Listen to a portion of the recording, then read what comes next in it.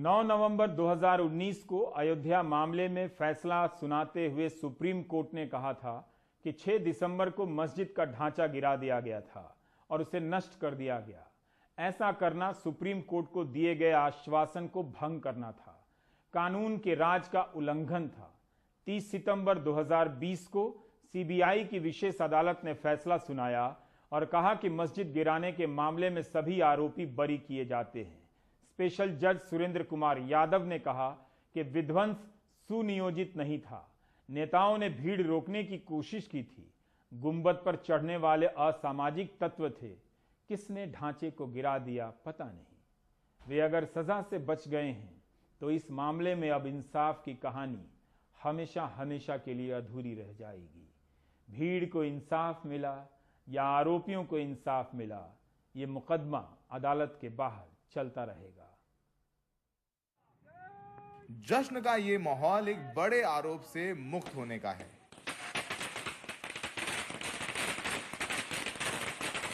BJP के कद्दावर नेताओं लालकृष्ण आडवाणी और मुरली मनोहर जोशी के घर मिठाई बांटी जा रही है, क्योंकि बाबरी मस्जिद विध्वंस केस में दोनों ही नेताओं को बरी कर दिया गया है।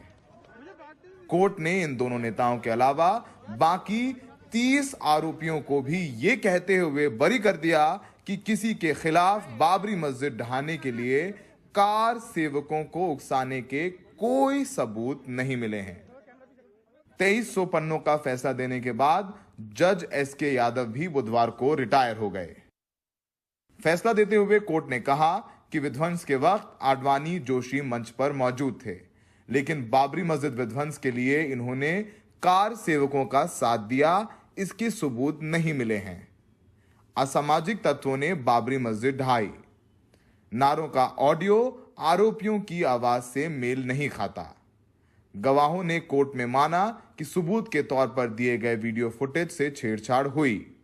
सीबीआई नहीं साबित कर पाई कि आरोपियों ने भड़काऊ भाषण दिए, जिससे दो संप्रदायों के बीच दंगा भड़का।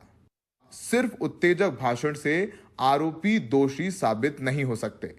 आरोपियों द्वारा दंगा भड़काने के भी सबूत नहीं मिले हैं। वह अत्यंत महत्वपूर्ण है और हम सब के लिए बहुत खुशी का प्रसंग है। जब ये समाचार सुना, जय श्री राम कह करके हमने इसका स्वागत किया। देखिए, मैं इस ऐतिहासिक निर्णय का स्वागत करता हूं और मैं समझता हूं कि सारा देश इस निर्णय से बहुत प्रसन्न है। अब इस मामले के एक और आरोपी और बीजेपी सांसद विनय कटियार को अयोध्या के बाद मथुरा और काशी की याद आ रही है। मथुरा काशी का जो मामला है, सब संतों को बुला करके तय करेंगे, सब साधु संत तय करेंगे। और मथुरा वृंदावन तो पूरा संतों का गढ़ है। लेकिन सबसे बड़ा सवाल यह है कि क्या मुस्लिम पक्ष फैसले के खिलाफ हाई कोर्ट जाएगा। हमने हमेशा कहा है, न्यायालय में फैसला अगरचे हमारे खिलाफ हुआ 9 नवंबर वाला फैसला, तब भी हम लोगों ने पहले कह रखा था कि हम फैसला आखिरी मानेंगे। तो जब रिव्यू खारिज हो गया तो आपने देखा कि हमने कोई मुजाहरा नहीं किया। 5 अगस्त से 6 अगस्त को जब वहां पर राम मंदिर का शिलान्यास हुआ। तो ऐसे ही देश की जनता को न्यायालय पर भरोसा करना चाहिए और न्यायालय को ये चाहिए कि वो कानून और एविडेंस की बुनियाद पर फैसला दे, ताकि उन पर जो भरोसा है वो खत्म न हो। जरा सोचिए, बाबरी मस्जिद विध्वंस पर 28 साल बाद ये फैसला आया है और ये सीबीआई के लिए कितना बड़ा झटका है कि दिन दहाड़े लाखों कार सेवक बाबरी मस्जिद दिसंबर 1992 को ढहा देते हैं। पुलिस भी है और 28 साल लगते हैं, सीबीआई इन्वेस्टिगेट करती है और फिर भी देश की सबसे अच्छी जांच एजेंसी सीबीआई किसी एक आरोपी को भी सजा नहीं दिलवा पाती है।